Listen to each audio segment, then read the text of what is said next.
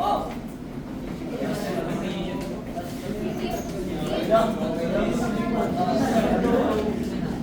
Hindi, ito na po. It has a hologram keypad for advanced technology po. We also use rollable flex monitor na nilagay po ni Kenneth. Tapos, also we use the speaker bar, two speaker bar on both sides, left and right. So when we close the rollable flex monitor, it is connected to the both sides. Tapos, this is the face recognition. When we click this, gagana po yung face recognition na upang na po, to open this right papyrus, the information inside the right papyrus. Tapos, in this stylus pen po, ba't ako nag-explain ng buo?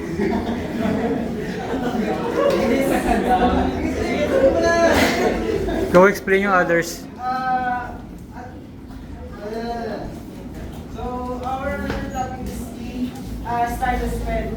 So stylus pen which is connected naman po sa ating speaker na meron pong rollable na LCD monitor. Ang nilalaman naman po ng ating stylus pen is nagkakaroon po siya ng text to speech at ating voice command. So pipindin lang po natin to.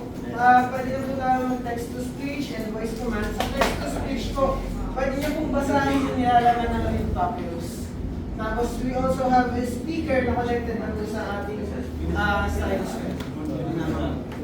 Yung sa voice command po, pwede mo din po siyang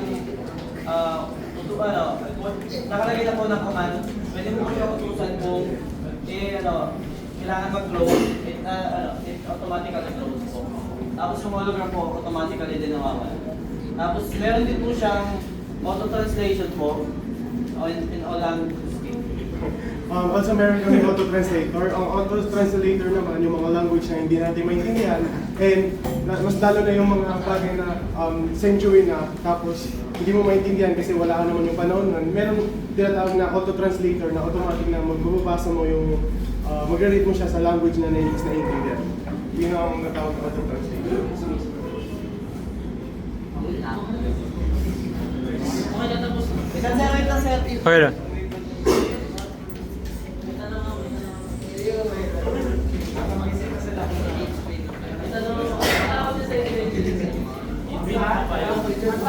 Ang tinatawag kasi namin is tech papyrus. Well,